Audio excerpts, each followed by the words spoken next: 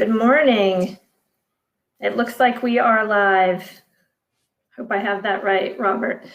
Thanks everyone for joining us for this session. And on behalf of the panelists and myself, we want to thank the Maine Philanthropy Center for making this conversation part of the events this week and for putting together such a wonderful event for all of us in what's been really a challenging year.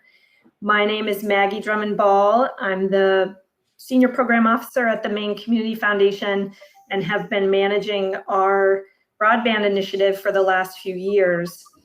In 2018, the Maine Community Foundation adopted a broadband initiative and made an initial organizational commitment along with a $500,000 investment to increase access to affordable, reliable, high-speed internet access. And prior to taking that step, I imagine the conversations that we were having internally were very similar to some that other funders and donors and foundations have had. The recognition that we needed a major investment in broadband infrastructure, that we didn't have as a foundation the scale of funds to accomplish that investment or to make a significant impact on it. And really this recognition that and sense that we needed our state and federal government and public funding to be making this infrastructure investment happen. And so in short, in those early conversations, we really didn't see a specific role that we could or should have in the work to expand broadband in Maine. And thanks to the support of many people and organizations working in the field, including all of our panelists who are here with us today, and the early conversations with Larry Steers and the Unity Foundation, we began to see where some of the needs were and the ways that our investment might be beneficial to the work. So that early conversations led us to establish a broadband initiative that included a competitive grant program, the Community Broadband Grant Program. For all of you nonprofits who are listening, that grant deadline is August 1st, and you can see the application now and all the details on our website. We also set up multi-year grants to the statewide digital literacy programming and also to support advocacy, outreach, and public engagement. And those grants were through the National Digital Equity Center and the Maine Broadband Coalition. And the last piece of the initiative was really to provide technical assistance grants to support and build the capacity of the organizations working with communities directly, including the Island Institute and the Northern Forest Center. And that was really to focus on building that community capacity, leadership, and models for engagement and success. And another just important part of the strategy that has emerged that really led us to this conversation today has been the essential partnerships and collaborations between funders of all types to ensure that we're coordinated as practitioners in the field. And to that end, we've really benefited from partnerships with the Sandy River Charitable Foundation, the Betterment Fund, the Sewell Foundation, the John T. Gorman Foundation, Broadreach Fund, and we know many others have supported the organizations on our panel today, as well as other efforts. And we hope that our conversation today really serves as a starting place for more collaboration and partnership moving forward. So our plan for the conversation this morning, it's our intention to provide a broadband 101 conversation, just as we advertised, meaning we're going to avoid getting too bogged down in any particular technology or into the weeds of strategy. But really this session is designed to give you a lay of the land, understanding of the basic issues related to broadband in Maine, introduce you to some of the key partners, and at a high level, describe some of the opportunities where funding can make a difference. We are planning to have a part 2 of this conversation, particularly for any donors, foundations, funders who want to continue to explore opportunities to do grant making or other creative financing in this area. And we've just figured out that the date for that session will be June 22nd. So we hope you will save that date right now. In keeping with the theme of the Philanthropy Partners Conference, broadband at its heart is really all about equity. And you'll hear a lot more about that today. Access to affordable, reliable, high-speed internet is critical for all Maine people. It's how we connect with the people we love or who care for us, register our cars, pay our taxes, do our homework, or Zoom into classes, talk to our doctors. And we've always known that the most marginalized among us are the least connected. And now we know really the dire consequences of that inequity. COVID has, of course, made all of this obvious, that the folks who are falling behind in connectivity will fall even further behind in times of crisis. But the reality of this has really helped us build momentum for change. And there's even stronger leadership and work happening in the field now than prior to the COVID crisis. And we really feel that now is the time for all of us to lean in to make progress on this issue. So let me introduce our panelists today, and we encourage you to put your questions into the chat or even hang on to them until after we've heard from everyone. We'll try to answer some of these clarifications after each speaker if there's something specific that we should address. And we're planning to have the last 30 minutes of the session for questions and discussion. And any questions, of course, that we can't answer today, we will be addressing in our follow-up conversation in June. So Susan Corbett will set the stage for us today. Susan is the former CEO of Axiom Technologies and runs the National Digital Equity Center. And Susan's work has really been transformational in terms of getting Mainers connected. Peggy Schaefer also joins us today, who was really the driving force in establishing the Maine Broadband Coalition. And she now runs the Connect Maine Authority, Maine's broadband agency, which I think we all agree punches far above its weight in this work. And Peggy has really brought the voice of the consumer into the conversation. Kendra Jo Grindle leads the community broadband efforts for the Island Institute and has brought the Institute's real strength and expertise and professionalism to support the efforts of many Maine communities, as well as shared generously of their expertise with other organizations in order to expand that support throughout the state. And last but not least, Andrew Butcher leads the Maine Broadband Coalition as part of his role as the Innovation and Resilience Director at the Greater Portland Council of Governments. And he's largely responsible for a lot of the energy and momentum and creativity of the coalition's efforts over the last couple of years. And I just can't say as a funder how rewarding it's been to work with this team over the last few years. And we thank all of you for all that you do to move this work forward. And I also just want to recognize there are a couple of other folks who've been working closely with all of us who are here to help answer questions and be part of the conversation. Mike Wilson from the Northern Forest Center and Nick Batista, also from the Island Institute and the Connect Maine Authority Board. And without further ado, I will hand it over to Susan to get us started. And I'll pull up that PowerPoint, Susan. Thanks, Maggie. Good morning, everyone. And thank you for inviting us to your event today. Whoever would have thought that a virus would help us understand why having a good broadband connection and digital skills would be so important? The pandemic showed us how deep the digital divide is here in the state of Maine. When the pandemic hit, for many of us in the broadband world, we were concerned about the students that did not have a broadband connection at home because there was no broadband access, or the family could not afford a connection, or there wasn't enough of a broadband connection to support everyone in the home that needed a remote connection for school and work. There were the employees that could telecommute, but may not have had any broadband access or could not afford to pay or had enough of a connection, and maybe they did not have equipment at home to participate as a remote worker. And then there were the older adults that were already dealing with isolation and loneliness and had to adapt to a stay-at-home order. Older adults that may not have had broadband access or could not afford a connection or had equipment or did not have the digital skills to participate in our digital world. Thank you for joining us today as our team talks about what we can do to close that digital divide.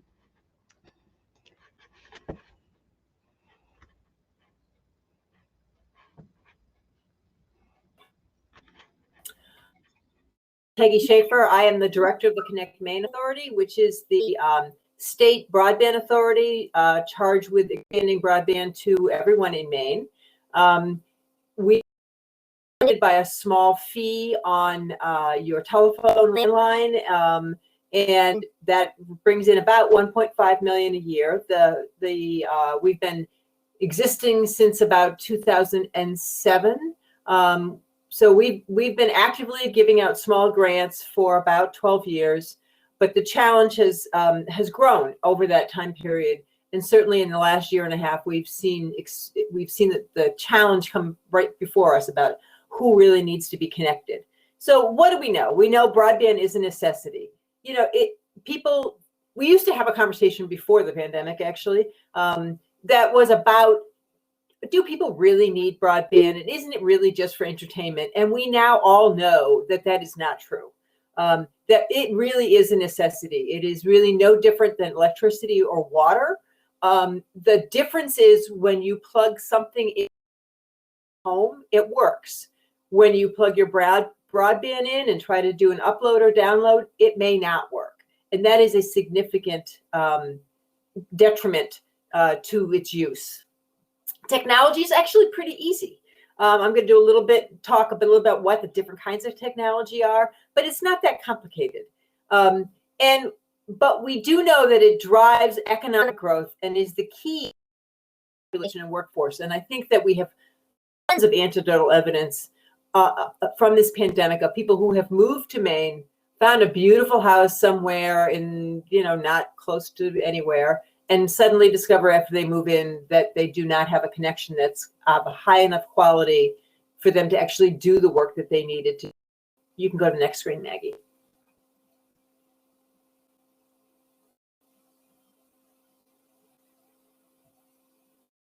Here we go. So how does the internet actually work? I don't know if any of you remember this, but Ted Stevens, who was a senator from Alaska, said it was really a series of small tubes and trucks. Well, metaphorically, it sort of is that. It really is a series of wires and fiber that run all across this country, and you can see them. They're all up on the poles. And it has several major components. It has a component called middle mile, and it has backhaul, which is how information gets from you to somewhere else. It has central offices, which are tiny little buildings where all kinds of electronics are. And then it has last mile, which is the thing that actually connects to your home. The goal of our state efforts is to bring affordable broadband to everyone, and most importantly, to ensure they know how to use it. So our state strategy is to use subsidies to go where private investment is not capable of going. So there's the thing about broadband is there's two key components that drive cost: distance and density. Long distance, low density, you really do not have the payback for private investment. And so the point of the state dollars is to assist that private investment to expand areas where the density is not such that you can bring broadband and make a return on that investment. And how we do that is we do it through community planning grants, and we do it through infrastructure grants. Community planning grants are grants that we started to do, I think, in 2016. And what we found was that there were just a lot of areas of the state where we had no interest. We had occasional people come in and say, I want broadband in my area, but you can't connect one person. You really have to connect the community.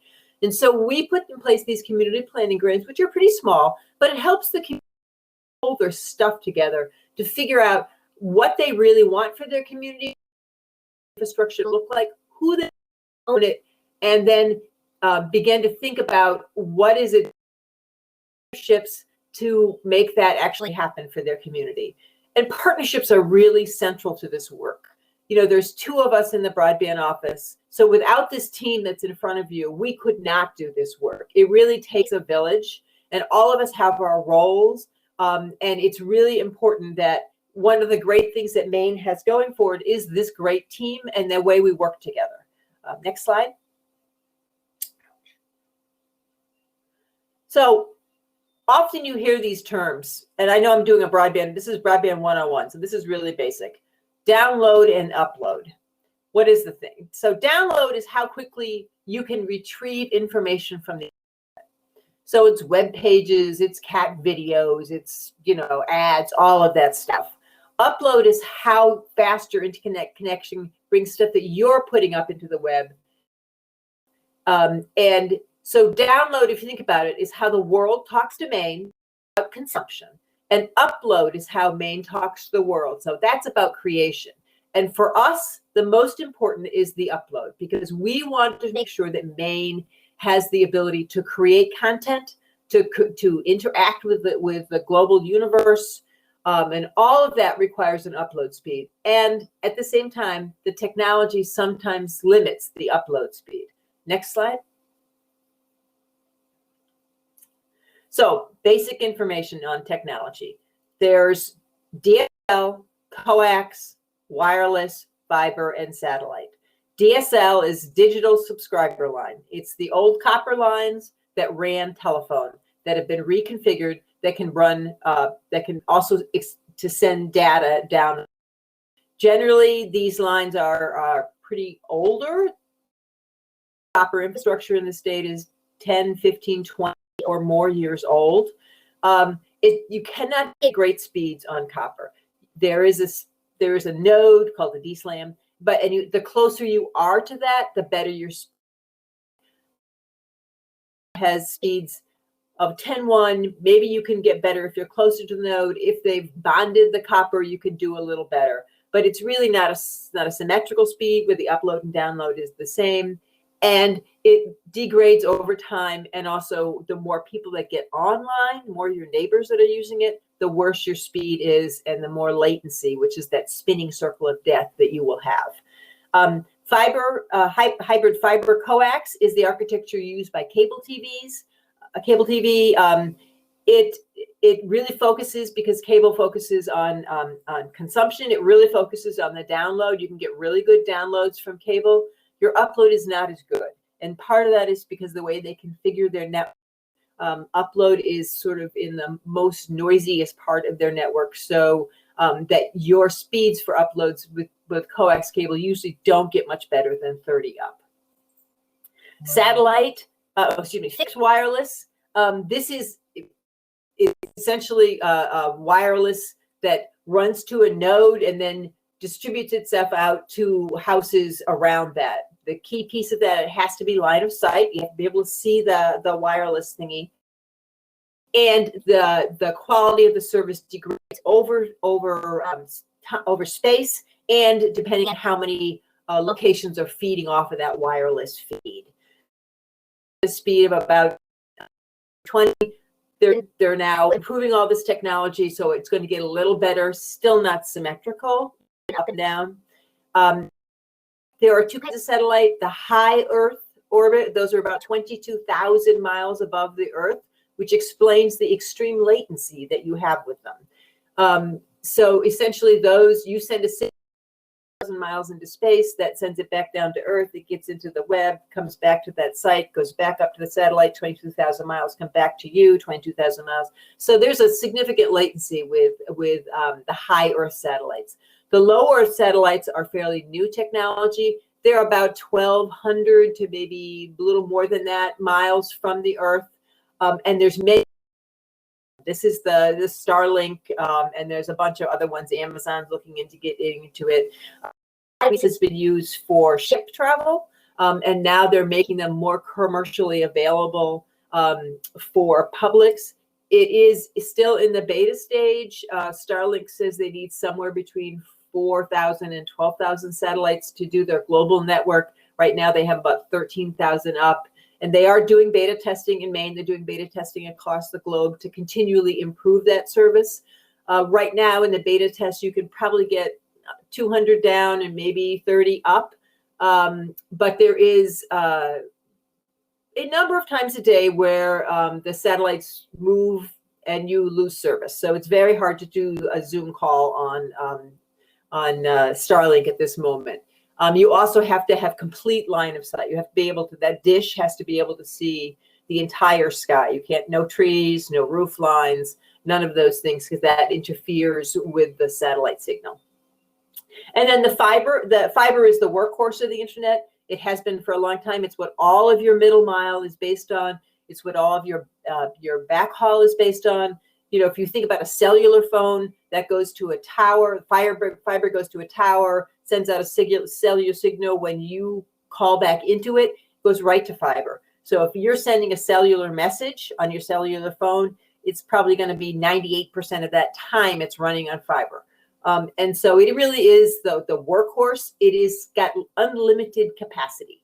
We do not know how fast fiber can get. It is a very pure, very tiny glass tube about the width of your hair, and does symmetrical speeds and can really provide a high quality of service with low latency. Next. So what do we know about Maine? This data actually you see here is from 2018. It's from the FCC's what they call 477 form, which is what the providers have to report to the FCC. What the FCC requires the providers to report is by census block, where if one location in a census block is served or could reasonably be served, the entire census block is considered served. And it's based on advertised speeds, not delivered speeds. So the coverage of the FCC map is grossly overstated. A little better, we get a little better data from some of our providers, and so our data is a little better than the federal one, but it's still inaccurate. Data is one of our big pieces about where service is and where service isn't, is a big piece of what we're trying to do. Where we are with funding right now, Maine passed a $15 million bond last year. We're doing a first round of funding with that. We're actually making decisions tomorrow, and the board will vote on them next week for about $7.5 million. This winter, the FCC completed what they call the Rural Digital Opportunity Fund, which requires a 6-year build out. $71 million of that got awarded to Maine. $34 million of that is for Starlink, and about 31 is for CCI, which is Consolidated Communications, who are going to bring gig fiber to about 11,000 locations in Maine. Pioneer Broadband, which is out of Holton, also got a small amount, and they're going to do gig service. So that's the first round of the FCC funding for the Rural Digital Opportunity Fund. And the other one in 2019, we got about $10 million from a USDA program called Reconnect. 4 grants. All of them are probably looking, because the USDA process is so complicated and so bureaucratic, most of them probably will not be completed until 2023. Upcoming funding, there's the American Rescue Plan that was just passed. There is roughly $150 million of capital funding that will be used at the state level. We're still waiting for final rules on Treasury for that. There's also an additional $300 million in funding coming to towns and counties. Broadband is one of many uses for those funds. And the American Jobs Plan, which is the infrastructure plan, we don't know what's in that yet or what it's going to look like, but that's the next chunk of funding that might be coming Maine's way. So what needs to be done now? We really need to focus when we talk about this, everybody gets hung up on the technology. The important thing about this really isn't the technology, it's on the economic outcome for the community. So people tend to focus on what is it that runs by my house? And really the focus for a community needs to be on why do we need it? How do we make sure everybody has it? What is equitable access? And how do we want to proceed with that plan? This process of why and who needs it to be built really based itself on digital take rates, digital use, and digital inclusion, which is trying to make sure everybody in the community has access to this transformative technology. Community planning is a big piece of that. This is a huge lift for communities. We know that. That's why we have this big, strong team that's working on it. But the new funding is really motivating the conversations in communities. And the role for philanthropy is supporting these community efforts in planning, in digital inclusion, in digital literacy, and in building.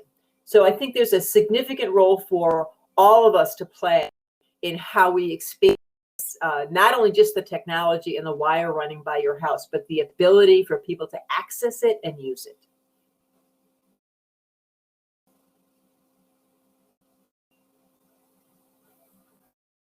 I think I'm up next. Thanks, Peggy. Maggie, you can go to the next slide. So I am Susan Corbett. I am the director of the National Digital Equity Center. The goal of the National Digital Equity Center is to help close the digital divide here in Maine. We are proponents of digital equity for all Maine citizens, and digital equity is a condition in which all individuals and communities have the information technology capacity needed for full participation in society, democracy, and our economy. Digital equity is necessary for civic and cultural participation, employment, lifelong learning, and access to services. So remember what I talked about this morning and those that were left behind when the pandemic occurred. We achieve digital equity by promoting digital inclusion, which includes affordable broadband, affordable equipment, digital literacy training, and public computer access. As we build broadband infrastructure across the state, addressing the digital equity and digital inclusion is so important. From the side, take rate matters. So take rate means that if you offer broadband to 100 homes, approximately 75% will subscribe to broadband, which is a national statistic. The number one reason that the other 25% do not subscribe is affordability. The number two reason is tied, affordable equipment and digital literacy skills. When we build broadband networks, having a digital equity and digital inclusion plan is just as important as the infrastructure. If people can't afford it or do not have equipment or do not have the digital skills, then the take rate will be low. This affects not only the return on investment on the broadband infrastructure, but has the potential of making the digital divide even deeper, leaving behind our most vulnerable citizens. The National Digital Equity Center has worked tirelessly since 2018 as a champion of digital equity. We have raised just under $4 million to provide free digital literacy classes to all Maine residents. Some of those funders are on this call, so thank you for your support. Our most recent work has been raising funds to purchase equipment for so many who cannot afford it. There is so much more work to do, but Maine is going in the right direction with the help of folks like the team on this call and many others across the state. So thanks so much. On to you, Kendra. Thanks, Susan. I'm Kendra Jo Grindle. I work for the Allen Institute as a Senior Community Development Officer. I lead our broadband work and our sea level rise work. And if you don't know us, we are located in Rockland and really support resilient communities through collaborative learning and courageous leaders. So you can go to the next slide. I'm going to talk to you a little bit about, I think my internet is lagging a little bit, which is perfect for a broadband call. So I am going to talk to you a little bit about why community planning and community action is so critical and showcase what a few communities are doing in Maine and how they're really leading and setting the stage for what the rest of Maine will probably look like over the next couple of years.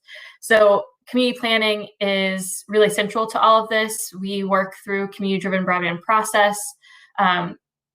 In Maine, being a home rule state means communities like to have a say in what's happening, not just for their residents, but if something's being put in place, they want to have a say in it. They want to have a seat at the table and talk a little bit about what's the benefit to the residents that are receiving that infrastructure or service. And one of the great things about the way broadband takes place in Maine and has been increasingly taking place over the last few years is that communities are leading the charge. They are reaching out to providers, they're setting up conversations, they're surveying their residents and understanding, to what extent their community is ready to put forward a community-driven solution for a community-wide problem. Even in communities where there are only a handful of residents that aren't able to get service, we're starting to see communities say, that's not okay, and that's a community issue. It's not any longer a person-to-person or very personal issue. And being able to have a process in place in Maine that communities can, not only have the right conversations and be supported by the right organizations, but also have the access to funding to make sure that they're doing a planning process well, that they are setting up a financial mechanism in place so that this generational asset is not only serving their community, but potentially bringing revenue back into their community, and being able to be the owners of their own infrastructure if that's the decision that they make. Community engagement throughout this process is pretty critical. So even in the very beginning, surveying, talking to community members, setting up a committee. Most of the voices on a committee are people who either they are struggling with the access they have or they have no access at all. And having their stories, having their ability to identify the problem and talk about it and talk about why it's affecting them and how that translates to an impact on the economics of a community and the social resilience of that community is really critical. As they continue to have conversations, that community engagement not only moves the conversation forward, but helps to seek funding. I mean, in every grant application, you're looking for letters of support. You're looking for the take rate, as Susan just mentioned, how much of the community is willing to take this service so that their subscription rate goes back into the cost of this project, the cost of maintaining it, the cost of running it. And so you'll really see that throughout the entire process in Maine, that community engagement is critical, not only to seeing a project to success, but also the financials behind that process. And when we look kind of nationwide, it's nice to hear and see that Maine has been a leader in planning, and we'd like to be a leader in building out infrastructure and seeing everyone connected as well. You can go to the next slide. So I'm going to talk a little bit about what some communities are currently doing. We have communities throughout the coast that have already built, but I'm going to talk a little bit about a couple that have done something a little different. So first is Somerville. They are one of my best examples of the critical need for broadband infrastructure and the critical need for not only local funding, but state or federal funding as well. They are located in Lincoln County. For those that don't know them, they're kind of a blink on Route 17, very rural, and they have the highest mill rate in Lincoln County. Their median income household is $10,000 less than the state median. Their family household median income is $22,000 less than the state. And the percentage of Somerville families in poverty is approximately double that of their own county. So when looking at the critical need for infrastructure and internet access in Somerville, they're completely unserved other than their school because of the Maine School Library Network. And their first selectman and broadband committee have really led the way in not just bringing in access at what broadband is, 25/3, so 25 megabits per second down and 3 up, but a future-proof, looking for a generational asset that's a full fiber build. And so in Somerville, they tried to access federal funding, were denied, although they make a very good case for why they should be able to get it. And now they're looking at state funding. They're looking to leverage American Rescue Plan funding to bring forward that full fiber build and make sure that everyone is connected, that it's equitable, that it's affordable. They've set up, been able to establish an affordability fund that has been funded by a community member so that not only is the access there, but the barriers for the cost are removed as well. The Georgetown model, Georgetown is kind of in the same group as Somerville, not on their demographics, but on the fact that they also sought federal funding and probably should have been able to get it, but because of some issues and some other funding that was released in Maine, they weren't able to access USDA funds. After working for probably about 3 to 5 years on broadband, on community-driven broadband, a group of investors were able to come together and say, we've had enough. We've had enough trying to seek funding elsewhere. We're going to do something for ourselves. So they've been able to model an LLC financed and owned infrastructure build, community-wide fiber infrastructure build. And it's based off of a model we've already seen success in on Cliff Island. And they were able to scale up. Cliff Island is small. It's about 40 year-round residents. They were able to scale that up for Georgetown, and do it very quickly. In just a matter of a few months, they were able to have pledges for almost the entirety of that build.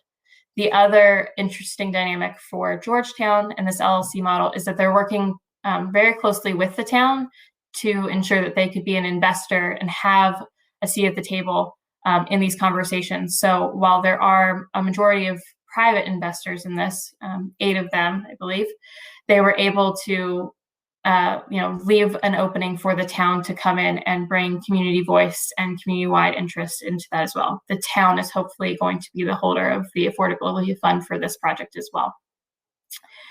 And then looking at a regional approach, some of you may know, some of you may be able to benefit from the Down East Broadband Utility, which is in Calais and Baileyville. It's one of our first regional municipally funded fiber utility in Maine.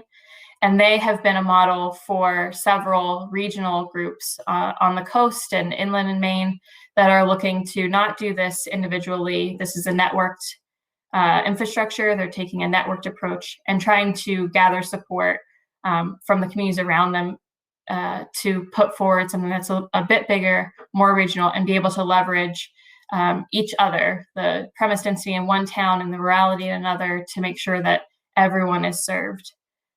And as they've grown, Calais and Baileyville, they've been able to add Alexander onto their utility as well, and are in conversations with other communities to be able to continue to build and grow. And we're seeing that the regional approach is really going to be a successful model on the mainland as well. So you can go to the next slide. So while this matters, and I'm sure at the beginning you were wondering why the Island Institute and Maine Broadband Coalition and Maine Northern Forest Center, why these organizations, why have we stepped in? Or is it a part of our mission? Does it clearly ask broadband? Probably not. But it makes sense when you look at the capacity constraints at the local level. When we talk about communities, we talk about them, people wearing many hats. You're looking at some of our most rural communities. There is one staff member in town offices. They are the town clerk. They're the admin to the select board. They also have many roles outside of their job within the community. So pulling from the Maine Won't Wait Climate Action Plan, we can see just how that kind of breaks down, with 11% of Maine communities having a town planner and 72% having no local planner and insufficient or no regional planning support. And that's why for this planning and technical assistance capacity for broadband, we've really had to look to regional partners to leverage these conversations and move this work forward. And it's growing. We're hoping to instill a lot of the knowledge that exists within other regional partners. We've seen some support from regional planning commissions and Council of Governments and others throughout the state, but we are where we are, and there are definitely pockets within the state where there's very little to no capacity to move broadband conversations forward. And I think Peggy might have mentioned she's a staff of 2. So even at the state level, there's such great capacity constraints when moving forward this such a big issue. So communities that rely on partners, they rely on for guidance, planning funds. I like to joke that I'm in communities every night but Friday. And it's not that I'm there holding their hand through the process, but I'm just trying to translate what's happening outside of their community when it comes to broadband and really bring the information they need to make the right decisions for their community and help support them and help remind them that community engagement is critical and how to talk to select board members through what could potentially be a multi-million-dollar project and why it is important and why it does need a community solution. And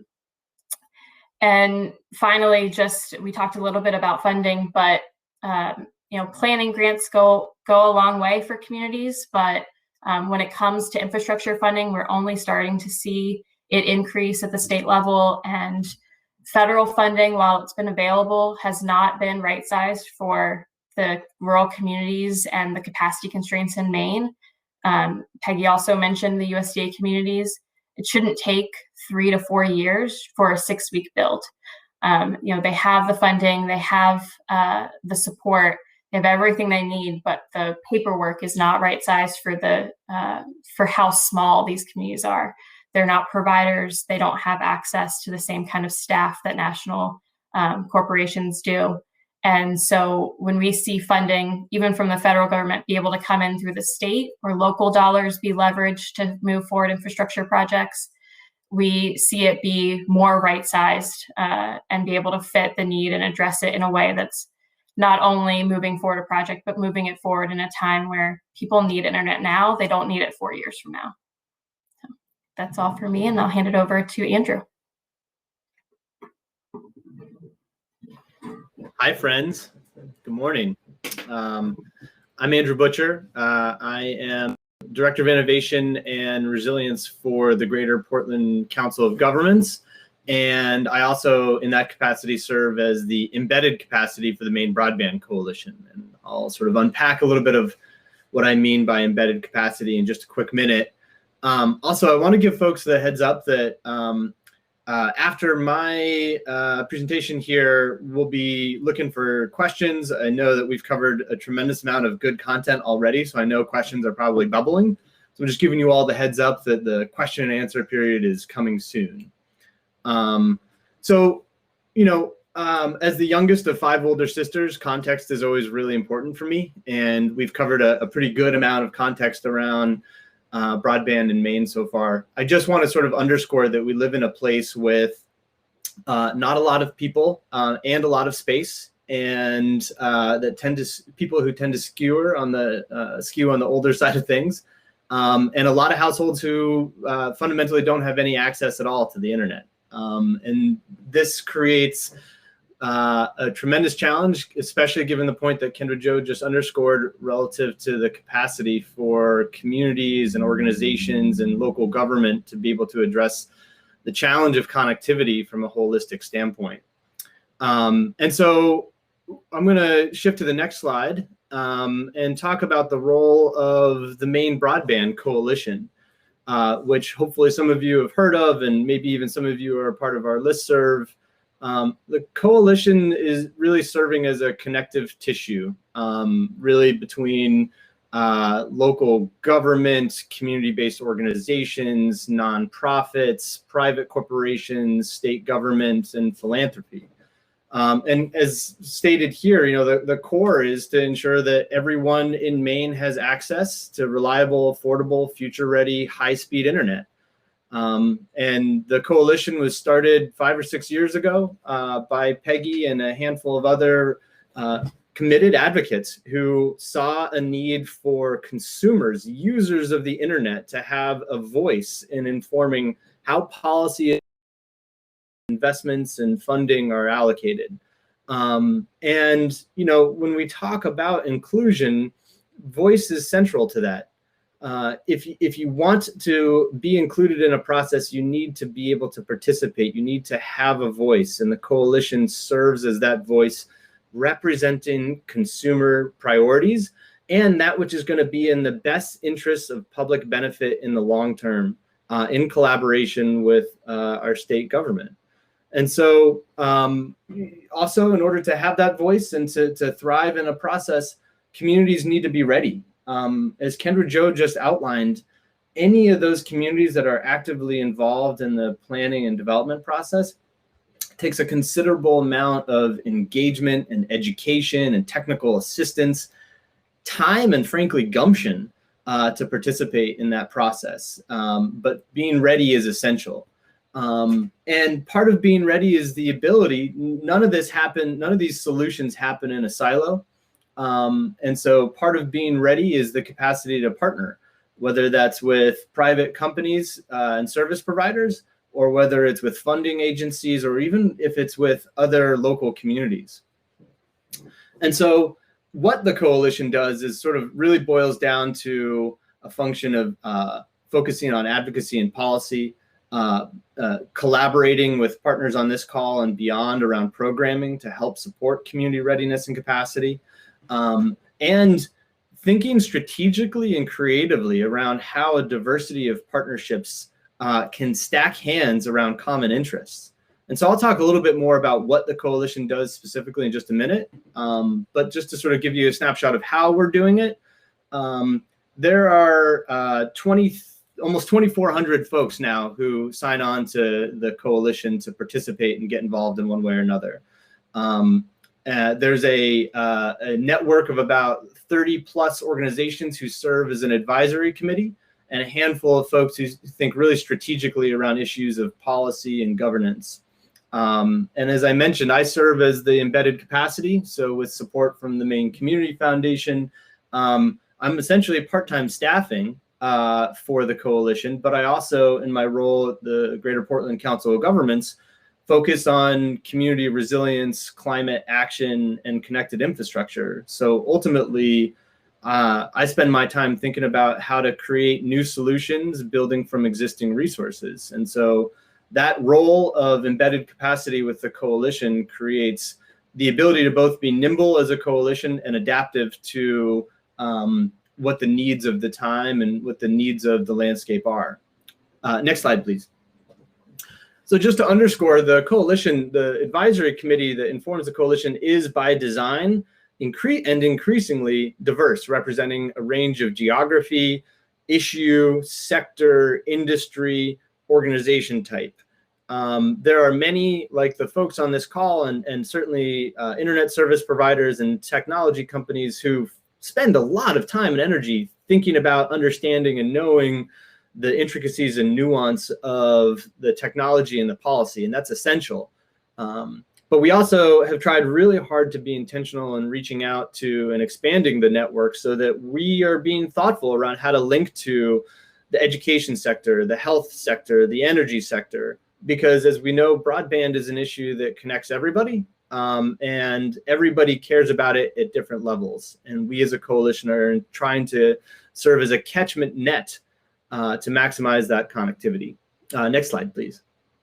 So I'm just going to talk really quickly because in serving as the connective tissue with policy programming and partnerships being the way in which we facilitate that connectivity, from a policy standpoint, last year it was really exciting for all of us, a part of the coalition, to help facilitate Maine's first successful broadband bond. As everybody knows, and we'll talk more about, 15 million is certainly a drop in a bucket as to what's needed, but the ability to leverage federal and other private funding is essential and has been really important in addressing the needs really sort of galvanized through the pandemic.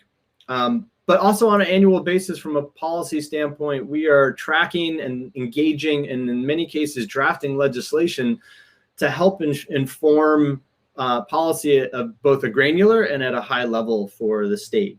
And this year, we're really pleased to be working with the state legislature, helping to facilitate the Maine State Broadband Caucus, which is happening every other week and in collaboration with the co-chairs of that caucus. And from a programming standpoint, I think it's essential to be engaged at a policy level. It's even more essential to translate implications of that policy into real activity on the ground. So trying to be thoughtful around linking to and leveraging the programming of partnerships is really important.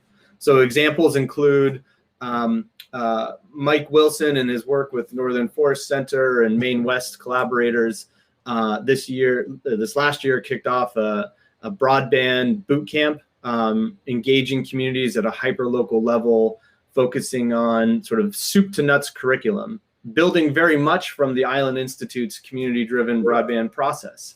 So we as a coalition have an important role in participating, helping support, and advance that kind of programming. We've also, as hopefully some folks have seen, we've partnered with all of the folks on this call to facilitate Maine's first crowdsourced speed testing effort to help identify where there's internet service, who provides it, and how well it's performing. And we're going to talk a little bit more about that in just a minute. But also from a partnership standpoint, continuing to be strategic around cultivating more diverse voices and partnerships and unlikely partners to be a critical part of the coalition. And even trying to be as intentional about highlighting innovations and solutions through a new webinar series called Digital Frontiers in partnership with the Maine Technology Institute. So this combination of focus on policy and programming and partnerships is critical for the coalition to help support work at a state level, at a community level, and at an organizational level. Next slide, please.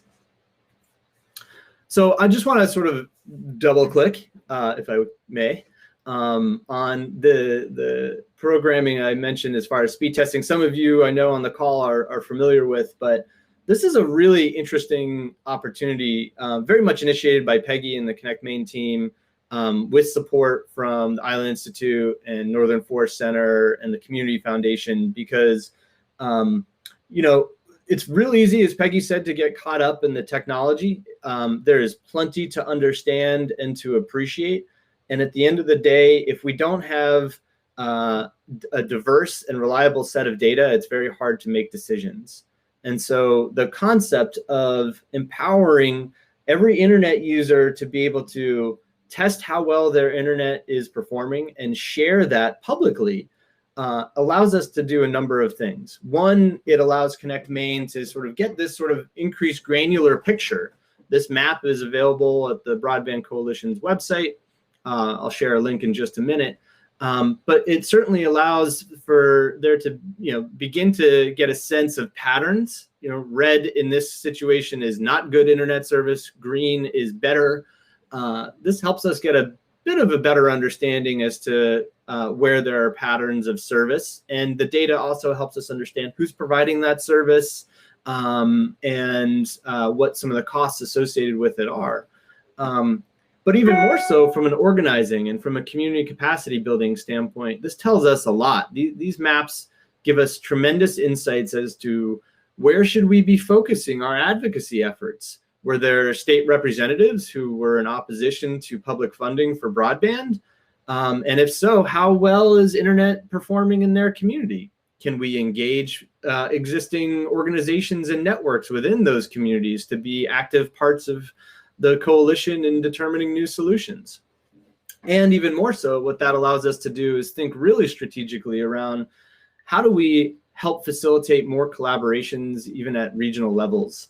So, everyone on this call can affirm that internet infrastructure doesn't stop at municipal or town boundary. How we think proactively around enabling diverse multi-sector collaboration across municipal, town, and even county boundaries is an essential part of thinking about how to capture some of the new opportunities of the time. And so I just want to sort of highlight, as I wind down here, and Maggie, I'll come back to you. Peggy in her first slide mentioned something, in one of her first slides, highlighted, some of the numbers of the funding coming to Maine right now. And it's funny, some of us are looking at those numbers with enough frequency that it's starting to be normal. And I just want to underscore that there is a confirmed hundreds of millions of dollars that is landing on our shores and trickling through our streams, or at least getting ready to. And this is an unprecedented time of opportunity, and we absolutely need to be getting it right now. And part of that, to underscore some of the things that have already been mentioned, some of that means that we need to absolutely continue investing in community readiness and capacity to participate in this process. Where there are engaged hyper-local communities that are equipped and knowledgeable in this process, we will see more uptake. And where there is more uptake, we will see more competitive markets. Where there are more competitive markets, we will see better options for consumers and a more reliable system in the future. We also have to be intentional about helping to facilitate this kind of multi-sector regional collaborations that are starting to percolate, and try to be intentional in supporting and incentivizing them. And then lastly, the coalition, and frankly, all of us have important work to be doing to continue to ensure a functional system at a state level. Peggy and team and the board at Connect Maine are doing a tremendous amount with not a lot of dedicated capacity and resources. The coalition has historically served as a really helpful nudge and guide and increasing collaborator.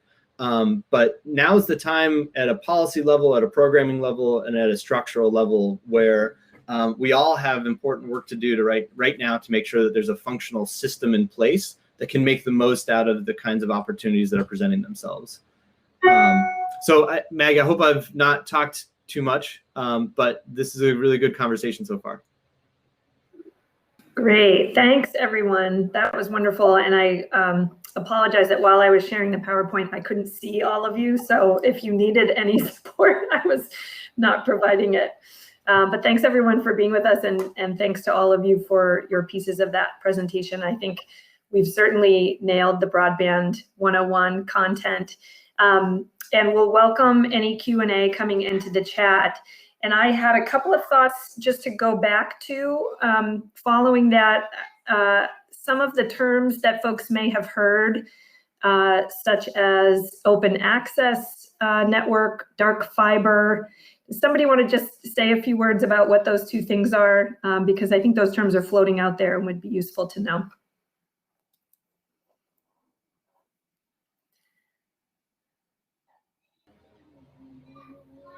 My unmute button. Fiber is fiber that's not lit. So essentially, it is fiber that has the potential for carrying information not lit yet. And what I mean by lit is how fiber works is you essentially have a laser on either end that sends light down. So dark fiber is fiber that doesn't have that beam of light going down. The big piece that we all talk about for dark fiber is that was called the 3-ring binder, which was paid for largely with a federal grant and runs. I had a picture of it in my app thing. It runs sort of all the way up Maine and back down through, and that's a 5 petabyte line, which is huge. Most of it dark, unlit, potential for connecting last mile and middle mile. So that's what dark fiber is. Open access is sort of based on the dark fiber model. And what it is that a community like the Down East Broadband strings up the fiber, and then individual ISPs can come in and provide service over that fiber. Usually they provide what we call the drop, which is the line from the telephone pole to your house. And that's their connection, and they have a modem in your house. And then they light up the strands that then come to your house to provide you service. So what an open access network allows is that many providers can serve a community over that line. So you have competition built into the system. Peggy. Can I just jump in on the dark fiber piece too? It's also what you hear about at the community level in a place like Georgetown, where the group of investors is building the infrastructure, they're owning the wires, and they're contracting out everything else to a private internet service provider. The 8 or 9 owners of that LLC or members of the LLC are looking to meet a couple times a year to review the contracts and make sure that things are going well, and they're having somebody else do everything else, but they own the asset and they're investing in the asset, they're not looking to get a huge return over the next 20 years. They're looking to maybe get their money back, maybe get a small return. Nick, thank you for chiming in. We heard early on in the conversation, Susie emphasize the ways that digital equity and inclusion strategies can go hand in hand with infrastructure projects and need to really be connected to infrastructure projects. Can you talk about or just mention a couple of ways that communities or organizations are doing creative things to accomplish that end? Sure. So if a community goes through the formal process of creating a digital equity and digital inclusion plan, one of the benefits of that is that when we are doing them, we look at the demographics of that community and understand what makes up that community. So we did a plan for a little coastal community, and the broadband committee, which was comprised of town officials, businesses, healthcare, et cetera, a good cross representation of their community. They were very, very surprised when they learned that 25% of the families in their community had a family median income of $10,000 or less. And that caused pause because they're looking at building out a fiber to the home for all of their for their residents. And so working with that community to address the affordability issue was extremely important, because what they would be doing is building out a network, and yet it would not be available to 25% of their families because they couldn't afford it due to that low family income. And so so for that community affordability, they need to have it built into their plan when they build out that network and make sure that everyone has access to it. In addition to that, we know that there are many homes that do not have devices, computers, laptop, tablets. And again, that's due to affordability issues. So having a plan in place to address that. We have a great organization in Maine called Give IT, Get IT. NDEC works with them to help them figure out who might be eligible if there's a program specifically for income eligibility and getting a device into their hands.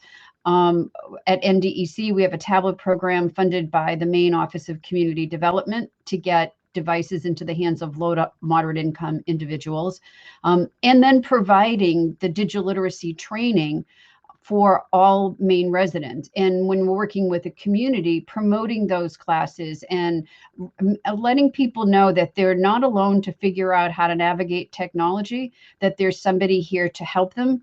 Even learning how to turn on that computer might be the very first thing we do. So having those digital equity and digital inclusion plans are important, because one of my favorite sayings is that we can build a network, but if people, then what have we just built? And so ensuring that everyone is engaged and no one is left behind is critical. Go ahead, Mike.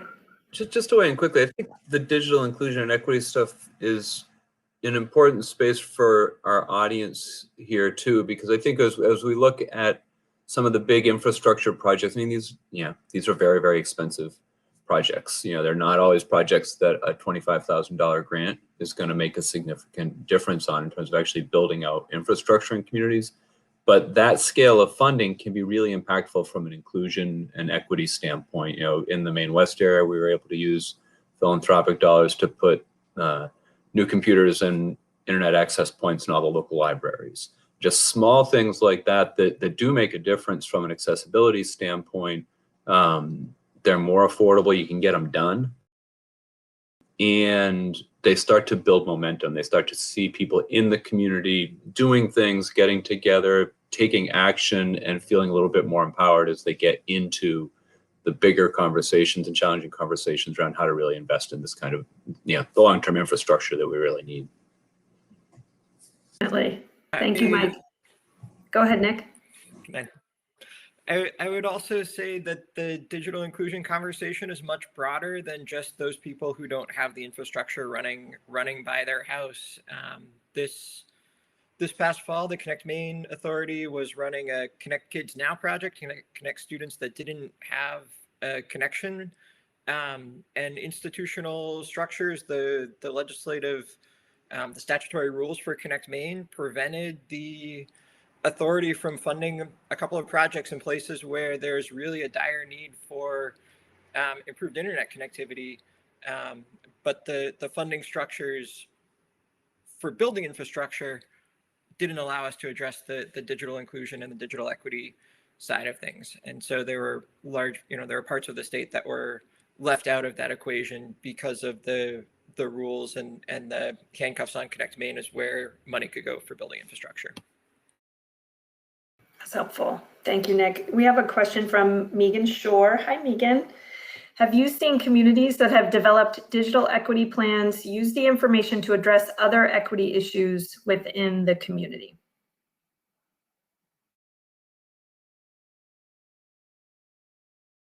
I think that for many communities that have digital equity and digital inclusion plan, it puts it out front in front of the project. And so I think it's the awareness of it, of what, how it goes back to take rate, right? So we want to increase take rate. That's how we can support networks. And meet the financial modeling that goes on. So communities that, we've provided those digital equity and digital inclusion plan, it becomes sort of the blueprint of moving forward in ensuring that that there's a affordability plan, that their residents are aware of where they can get affordable equipment, and certainly referring to us for the digital literacy classes is all as a result of those digital equity and digital inclusion plans. Anyone? Oh, go ahead, Andrew. And then I want to ask folks, anyone that has a good example or wants to say a few words about any of the specifically affordability funds that we've seen established and how communities and organizations are making those work. But go ahead, Andrew. Yeah, I'll be quick. I saw Nick move vigorously, getting ready to answer the affordability question, which he should. But I think, Megan, you ask a really good question, and I think that part of thinking about that question through the lens of the coalition is, frankly, a little bit more of an opportunity for us to be intentional about facilitating broadband planning, community readiness, digital equity and inclusion into a more diverse array of equity conversations that are happening in different communities. So certainly housing and sort of looking at integrating the broadband coalition's work with that of affordable housing work throughout the state represents a pretty significant opportunity for us in recognizing the role that access to affordable, reliable internet has in housing choice and affordability. And I think that's frankly a real opportunity, right? And you could sort of probably outline a similar example as we look to communities disproportionately affected by climate change, or communities that are disproportionately affected by transit deserts, which is certainly a trend that has been exponentially highlighted through the pandemic. So I guess I would just sort of frame a response to your question with that. That's an opportunity for us to do more, I think. I would just say, I think Kendra Jo should answer the affordability fund question, and just would add that I remember some of the early rounds of Maine Community Foundation broadband grant initiative scoring sessions. We had conversations about, affordability funds, like how should we be thinking about these things? And just hand it over to Kendra Jo for where things are today. Sure. So Islesboro probably had the first that I can think of affordability fund for broadband after they put in a full fiber network in their community. It's housed within their Islesboro Community Fund. Fortunately, no one has had to utilize it, but affordability was baked into their model pretty well. They were really intentional about their subscription rate and how they provided service. So everyone has access to 1 gigabit symmetrical. There's nothing less than that, nothing more than that. Everyone gets the same service. Everyone pays the same rate per month, paid one time a year. So I think that's probably one of the reasons they haven't had to use it. But the way that we've seen affordability funds be discussed and outlined is mirroring some of the utilities that we've already seen affordability funds around. So energy and heating fuel. What is that, per month stipend that could be used, not to necessarily cover the full amount, although sometimes that might be needed, but to just give that little bit of assistance. I mean, affordability is what's affordable for you is pretty personal. For some people, $40 is affordable. And for others, that's the difference between your internet and dinner that week or your groceries. And when you have to compare those things, $20 or $15, stipend from a local fund really helps, move those issues forward. We've currently in one community on the coast, we're talking about holding the affordability fund with the town, similar to what they do with the general assistance funds. And allowing the select board to move that forward. In some communities that'll work, in some communities it won't. And there will be other anchor institutions or mission-driven organizations that already do some things, or whether they're local associations or local funder, foundations and funders within the community. One thing that I think has been helpful is in all of these conversations, we're not trying to recreate the wheel. So we're trying to learn from what has been done in the energy sector, has been done in the affordable housing sector, already happens at food banks, for example, and how they work with clients, and utilizing their knowledge to not only identify how we can do an affordability fund, but also access the people who really need it and need the information and remove the barriers of access. In Somerville, when they started to outline their affordability fund, capacity constraints. They don't have time and they don't have the capacity to read through applications and make sure that all the information is there. So they identified other mechanisms that if you already received a Pell Grant, if you already get free and reduced lunch, if you already get a rebate or some subsidy from another program, and they have a list of programs, you show them that form, it's up to date, and then you can have access to this funding. They don't need to create a whole application process and put more work on someone's plate when they're really just asking for a small amount of money just to get by and get to the other side and have access to a critical need. So it's been really reassuring and positive that that's been the approach that a lot of communities have taken of what is happening elsewhere. And I think that's the conversation that we as partners are also having. Should this be community by community? And if one community has the funding and access to it, but another doesn't, does that mean that they don't have access to affordability programming and funds? So what does it look like to do it on a regional approach or house those funds somewhere else? And I think it's great to have people like Maggie in our conversations, and she can see it from a foundation point of view and what works regionally and what doesn't. I would just going back for a moment to Megan's question, I would just highlight that for some people, it's hard to recognize what systems and structures in place in our community rely so heavily on internet access to make them work. We've had conversations lately with Good Shepherd Food Bank, and all of the food banks within their network place their orders online.